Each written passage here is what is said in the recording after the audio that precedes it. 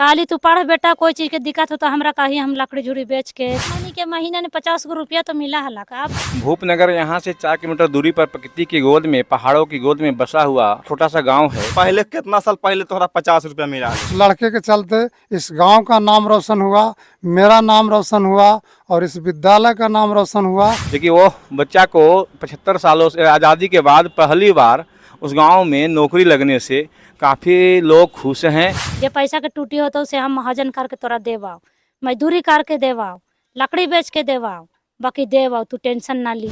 उस गांव में थोड़ा पानी का किल्लत है, थायराइड की संख्या ज़्यादा है, उससे कुछ पी रहे हैं, लेकिन अभी भी बहुत सारे लोग विकलांग दिखते हैं देखने में। मजदूरी करके तोरा पढ़ाई बाओ लिखाई बाओ तो नमस्कार, मैं हूं अर्जुन कुमार विश्वकर्मा और आप देख रहे हैं गया दस्तक। अभी हम उस गांव में उपस्थित है जिस गांव में आज़ादी के 76 साल बाद इस गांव में नरेश कुमार नाम के लड़का को नौकरी हुआ है, वो भी रेलवे ग्रुप सी में। अभी लड़का का ट्रेनिंग चल रहा है। आप डिस्प्ले पर जो लड़का का फोटो देख रहे हैं, यही वो लड़का है जो इस गांव का निवासी है और उसका ये घर है। देख रहे हैं, ये घर जो है फूस और खगड़ा से छाया हुआ है और इस गांव में और इस घर में रह के वो लड़का का पढ़ाई हुआ और उस लड़का का कैसा प्रारंभिक पढ़ाई रहा, हम पहले टीचर से बात करेंगे। सर, उस लड़का का पढ़ाई कैसे शुरू हुआ सर, कहाँ से पढ़ाई हुआ सर, और वो अपना जीवन में कैसे आगे बढ़ा, टोटल आप बताइएगा सर। दस्तक टीम भूपनगर पहुंची उसके लिए धन्यवाद।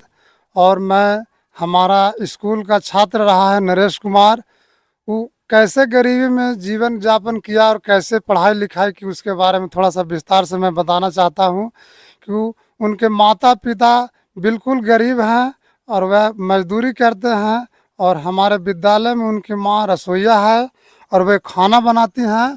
और इस गरीबी से तंज झेलते हुए उस लड़का को बहुत हौसला बढ़ाते हुए उनके माता पिता ने पढ़ने के लिए उत्साहित किए और मैं भी उनको साथ कदम से कदम मिलाकर उस लड़का को पढ़ने में बहुत उत्साहित किया।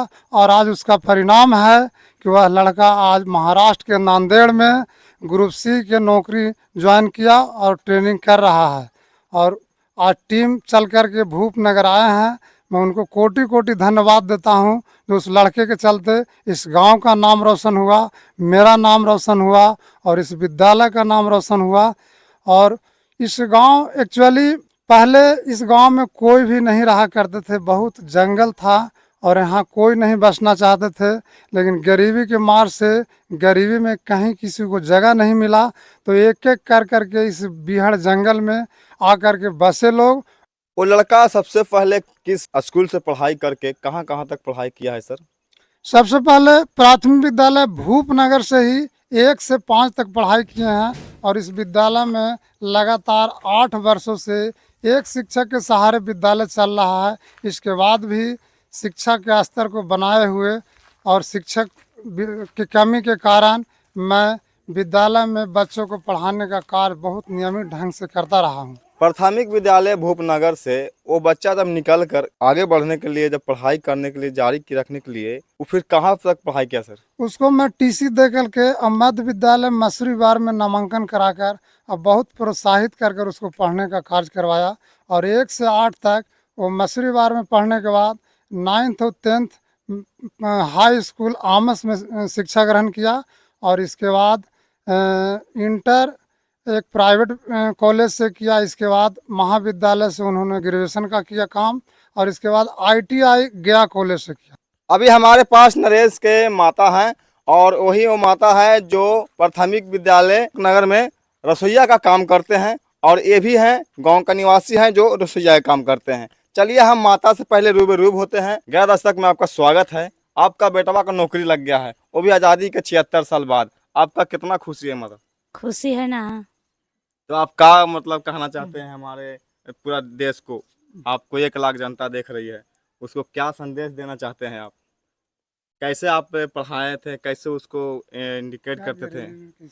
गरीबी ने हमने लकड़ी झुरी कुछ मतलब मजदूरी करके पढ़ाई लिखाई करिए। हमने तो पढ़ल लिखल है ना हिया, तो हमने के बुझावे ना कराए। तब काली तू पढ़ बेटा, कोई चीज के दिक्कत हो तो हमरा कही, हम लकड़ी झुड़ी बेच के मजदूरी करके तोरा पढ़ाई बाओ लिखाई बाओ। तो जखनी मन ओकरा पैसा के जरूरी लगा हले तखनी हमरा कहा लगता हम जुगाड़ करके पैसा दे हलियो जी।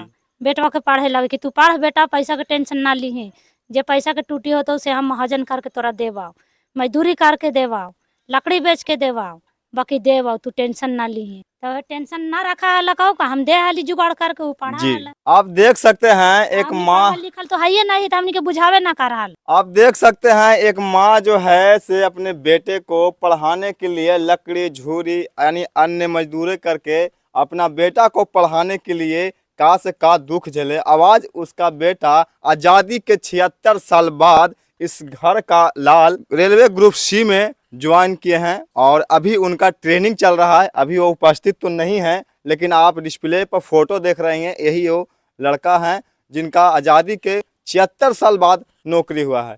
आप देख रहे हैं पूरा जो घर है वो थोड़ा गरीबी से झीझ रहा है। और ये माँ है जो प्राथमिक विद्यालय भूपनगर का रसोईया का काम करते हैं और रसोईया का खाना बनावा ली तो हमनी के महीने में 50 गो रुपया तो मिला हला का, अब तो बढ़ला के 1500 रुपया 1500। मैंने पहले कितना साल पहले तोहरा 50 रुपया मिला लो? मिला हला 2008 के हमनी बनावे लगली खाना, तो 50 रुपया 2-3 महीना मिलला खाल, 50 रुपया महीना।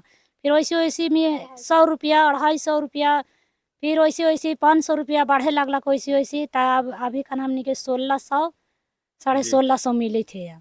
जी, तो आप सोच सकते हैं कि एक माँ जो है से पहले 2008 में 50 रुपया मिलता था और 2008 से अभी तक ला एक बेटा को पढ़ाने के लिए न जाने कितने दुख झेले, न जाने कितने मजदूरी करके पढ़ाएं और इस लाल को यहाँ तक पहुँचाएं जो नरेश कुमार को पढ़ाएं। और आज Naresh Kumar railway group C में नौकरी पर तैनात हैं और अभी उनका ट्रेनिंग चल रहा है।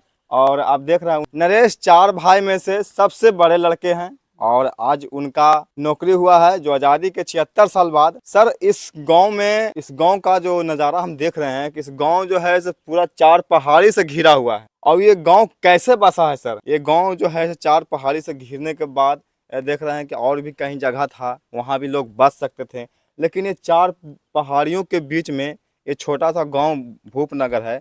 इसका असर और बसर कैसे हुआ सर? गरीबी में जब कोई काम नहीं मिलता था तो इन्होंने अपना खोज किए कि हम जंगल में चल करके किसी तरह से झोंपड़ी लगा करके और बकरी पालन का काम करेंगे, लकड़ी काट कर झूरी बेच कर कुछ अपना जीविकोपार्जन का उपाय करेंगे। यही सोच कर एक एक कर करके आते आते आज इतना बड़ा गांव बसा। और इस पहाड़ियों के गोले से पहाड़ है और बीच में बसे हुए हैं, कुछ ज़मीन काट काट कर बनाए जो आज पैदा लगाते हैं, जो जंगली जानवर रोज खा जाया करता है। इन लोग बहुत ही संघर्ष भरा जिंदगी जी रहे हैं और किसी तरह से मजदूरी कर करके अभी तक इन्होंने 76 साल में अपने परिवार को भरण पोषण करते आ रहे हैं। भूपनगर यहाँ से 4 किलोमीटर दूरी पर प्रकृति की गोद में, पहाड़ों की गोद में बसा हुआ एक छोटा सा गांव है जो बहुत पिछड़ा हुआ गांव है, दलितों की बस्ती है। वहाँ एक नरेश नाम का जो विद्यार्थी था उसी विद्यालय से पढ़ा हुआ है और रसोईया का पुत्र है और उसे अभी रेलवे में नौकरी लगा है ग्रुप सी में। और उस विद्यालय में मात्र इकलौता शिक्षक जितेंद्र कुमार यादव जो उस विद्यालय में करीब 15 वर्षों से कार्यरत हैं और इकलौता शिक्षक हैं वहाँ पे। वो उन्होंने तन मन से सेवा विद्यालय का सेवा देते रहते हैं। और मैं उस गांव को बहुत करीबी से जानता हूं क्योंकि जाति गणना में वो गांव मेरे अंडर में था, मैं वहाँ का सुपरवाइज़र था और जितेंद्र कुमार यादव उस गाँव के प्रगणक थे। तो जो EB 27 में था उस गांव में थोड़ा पानी का किल्लत है, थायराइड की संख्या ज़्यादा है, फिर भी वहाँ वाटर मशीन बैठा हुआ है। लेकिन वो बच्चा को 75 सालों से आज़ादी के बाद पहली बार उस गांव में नौकरी लगने से काफ़ी लोग खुश हैं। उस गांव का संदेश जाता है कि शिक्षा बिल्कुल कामयाबी की ओर लेकर जाता है और उस गांव में लोगों में उत्साह है और लोग तन मन से पढ़ेंगे और आगे की ओर अपना जीवन जो है सुखमय बनाएंगे।